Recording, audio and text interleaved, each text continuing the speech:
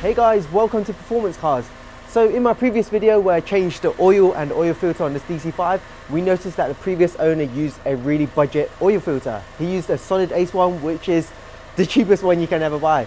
So we've changed the oil out, we've put in some decent one, we've changed the oil filter to a HAMP version, so that's all good to go.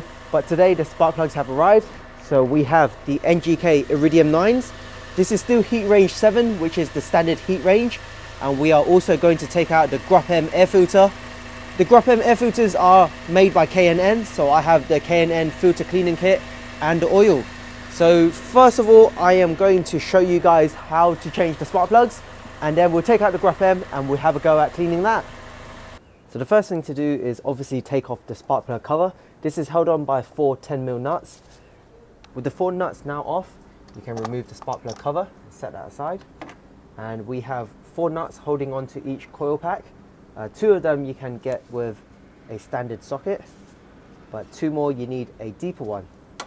Now with those bolts out of the way, you can now get to removing the ignition coil packs. So just lift them lightly, pinch at the plug, and then after it will release itself. So you can do that to all 4, fairly easy. And once they all remove, you can take out each coil pack. Next tool you need is a spark plug remover tool, and I have an extension on the end. So it's literally sticking it into the spark plug hole and just turning it anti-clockwise.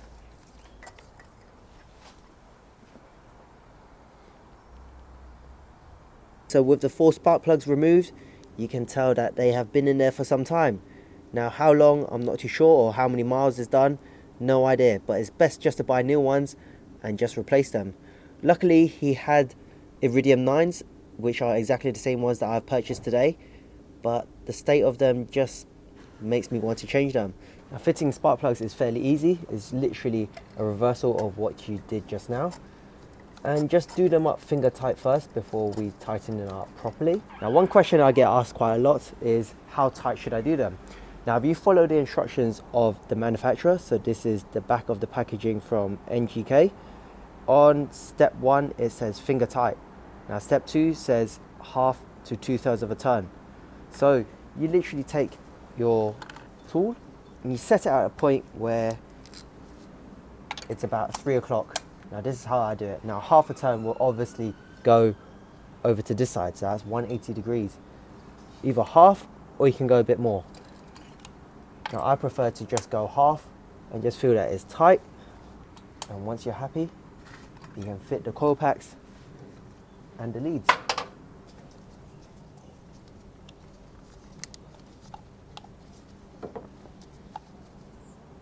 And remembering the position of the bolts, the tall one was at the end, shorter ones are next, followed by a longer one again, and a short one right at the end. And refit the spark plug cover, not forgetting those nuts. Now these ones you definitely do not want to over tighten. There's no point going really tight on them because these are simply holding the spark plug cover in place. Removing the Gruppe intake should be fairly easy. I'm going to snip off these cable ties at the top, and then after I'm going to remove this Allen bolt head. So that is a size 5. Just going to snip these off. Just a matter of getting that Allen bolt head off. Now with the whole intake fairly loose, you can just push it up a little bit just to give you that space to get out the filter. So with the filter now removed, you can see the amount of debris that is on it. Now these are K&N filters, so I'll leave the details in the description below for you guys if you need a replacement, if they're gone to that point where you can't clean it. Now inside the Gruppe intake, it's hollow and there are leaves inside, so I'll just clear that out. Should be fairly easy. And let's get on to cleaning this. I prefer to rinse the filter beforehand before using the cleaner, just to get rid of those debris and just loosen any dirt that are hiding in the crevices. It's starting to look clean already. Now using the K&N Power Clean, it says on the instructions to just spray all over the filter, both on the inside and outside. Don't be afraid to use loads of it. But one thing it does state is not to let this cleaner dry on the filter itself. With 10 minutes now over, it's time to get rid of the cleaner. So thoroughly rinse it. Just keep going until you're happy. After a very long wait for the K&N filter to dry naturally, I can finally apply the filter oil. So it says spray liberally at the filter about 3 inches away, and it should give that red color. So you want to spray all around it, and once you are happy with it, you will leave this to dry or wick, as they say, in about 20 minutes. So this is giving the K&N filter back its red color. So as you can see, it's all over my glove. You don't want this on your own skin. With the filter now nice and dry, we can finally fit it again. So I actually ended up taking off the shock brace because it meant that I had easier access to the actual filter. So installation is fairly easy. It's just a reversal of how we took it off.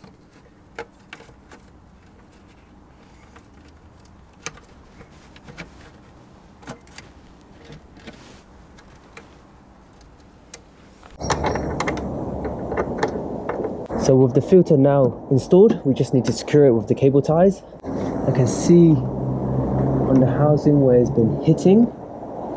So I suppose we could put some tape on either side there, some foam tape I suppose.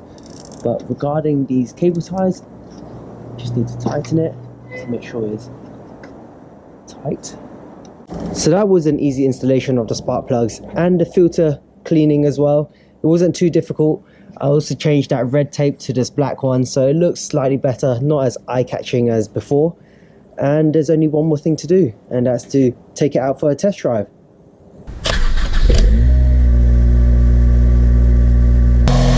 One thing I have noticed after cleaning the filter, it sounds louder. And if I stick my hand in there, I can feel it sucking a bit more air.